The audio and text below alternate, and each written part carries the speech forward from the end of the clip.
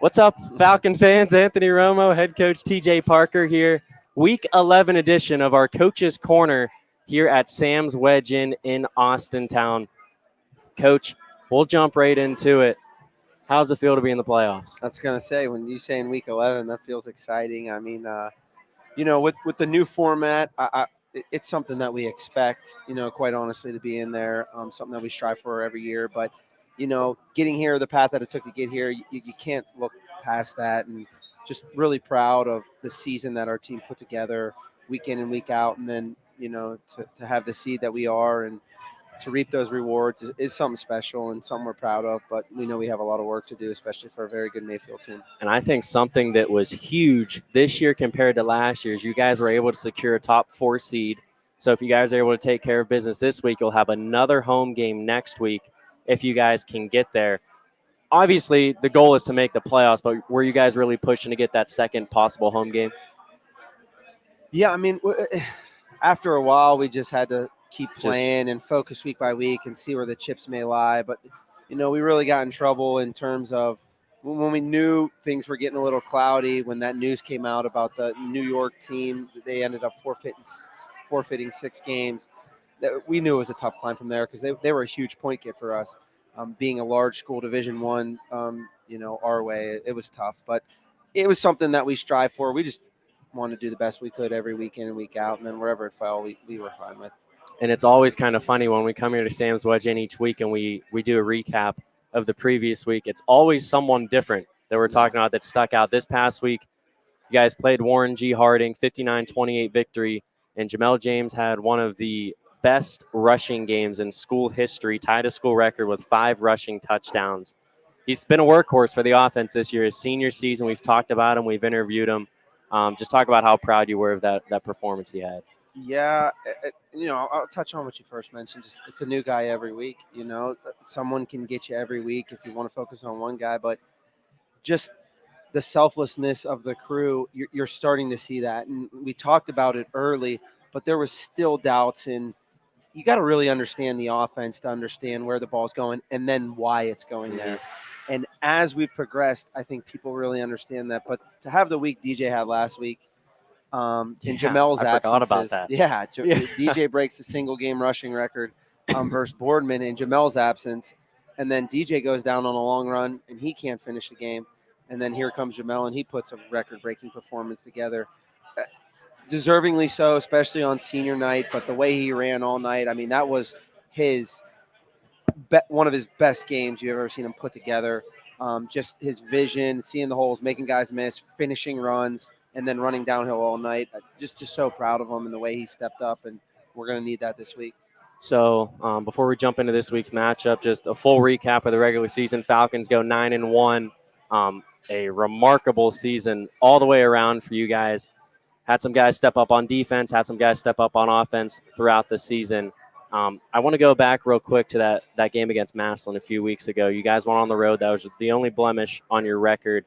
Looking forward, what do you think you guys got out of that game? What have you seen your team improve on since that Massillon game?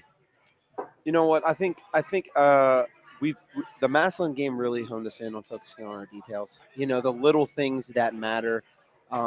And that's only things you see in tight games versus really good teams, to where if you're not carrying out your fakes, if you're not in the right gap, if you're not spilling to a guy we need to be spilled to, then here's how they got this. And then versus Massillon, they're a team who both sides, we're looking to expose them. They're looking to expose us. And when you're looking at those, now we're watching a lot of film of not, hey, we made a play here, but we might have got away with it up front, or on the back end made up for our front, or vice versa. And the same thing. Well, now you're having a team who says, hey, we can do this. Here's where we are. And now it's like, hey, we got sacked because this let down or that let down, or we didn't run our route on the right time. And I think that made us really realize, okay, here's how things work, and things are not going to come easy versus everyone. We can't just pick and choose. All right, it's your turn to score. No, here it's your turn to make a play. No, it's when the plays come to you, expect them, make them. And I think moving forward, that's what we did. And I think after that game, like I said, we really started to become selfless for each other and really started to play team football. and that has grown week in and week out. And obviously, after that game, we suffered injuries. So it's one of those things. It's a tough balance as long as they're not season injury ending. You have injuries that allow guys to step up and step in bigger roles, and that was good to see. Guys, now we have a team, I think, of a lot of experienced guys who played a lot of football that should pay us dividends. Yeah, you guys have definitely faced your fair share of adversity throughout the season, and a lot of stuff that not a lot of people even know what happened necessarily. It's all stuff that was in-house, but you guys overcame it as a team. You didn't make any excuses for it, and here we are right now. So let's move into this week's opponent, Mayfield Wildcats, I believe. Yes, Wildcats. they are the Wildcats. 4-13 matchup in Division II, Region 5.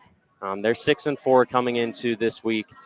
And you look at those 4 losses, they've played some very tough teams this year.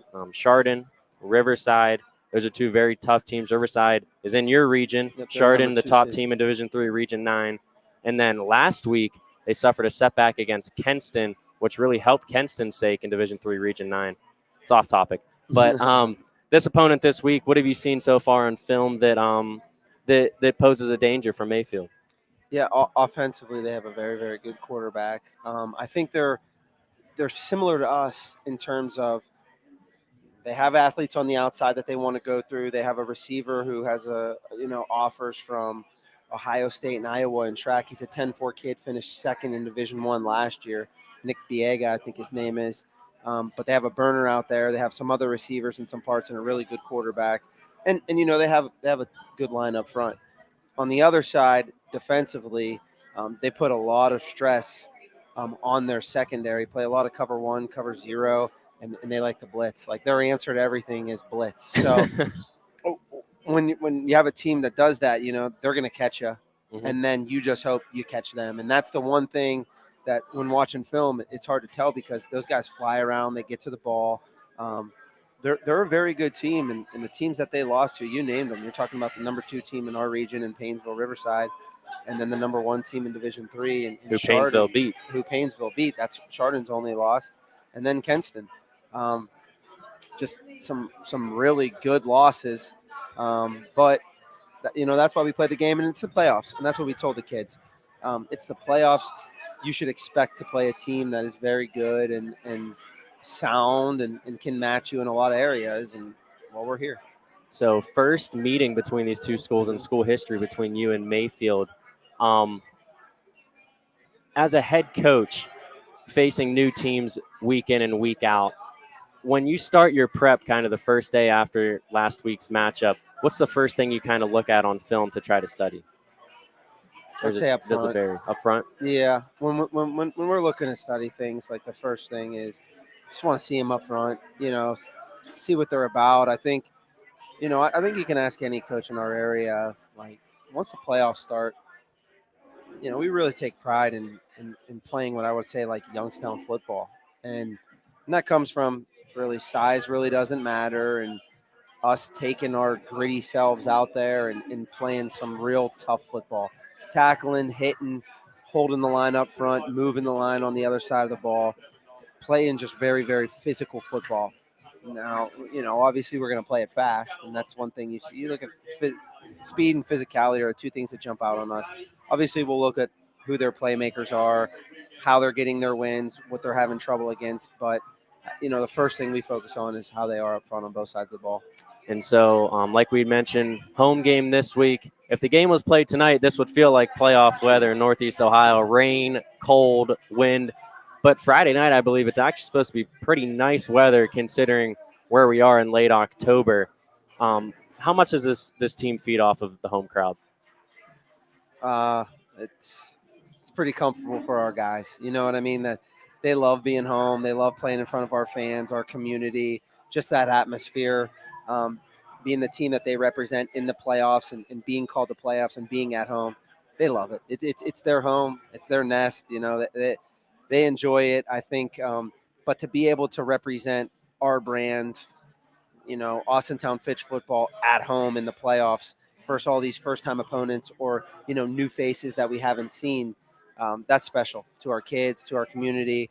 Don't have to travel far. So we're excited about it. We hope a lot of fans come out and our ruckus, and we know our student section will come out and be pretty wild. Yeah, that's for sure. Steve and I know all too well about that Fitch student section. They were staring us down when Fitch played against Urson at Youngstown State. We were right across the field from them. Finally, before we wrap this up, Coach, what are some keys to victory this week for the Falcons? Yeah, we're going to have to get to their quarterback, and we're going to have to pressure their quarterback defensively. I mean, I know that's one thing we really want to do. Obviously, and then the back end we'll have to cover. You know what I mean? Those two play hand in hand. Good coverage, usually based off of good pressure. On the other side of the ball, I think we're going to have to find ways to run the football. Like I said, they bring a lot of guys to the line and send a lot of guys, sometimes more than we have blocking. But we're going to have to find ways to establish a run, and then if they want to play that game, we're definitely going to have to strike through the air and create some big plays through the air. And then obviously in any game that we play, special teams will always come into play, and we want to win the special teams battle. All right, Coach. Well, thank you for joining us, Falcon fans.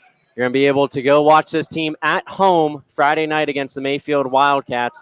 That game will be at 7 o'clock. If you're unable to make it, the game will be right here at Sam's Wedge Inn here in Austintown. Great crowd on hand tonight. Coach, go out, get that win Friday night, and we hope to meet with you next week. Yes, sir. Thank you, guys.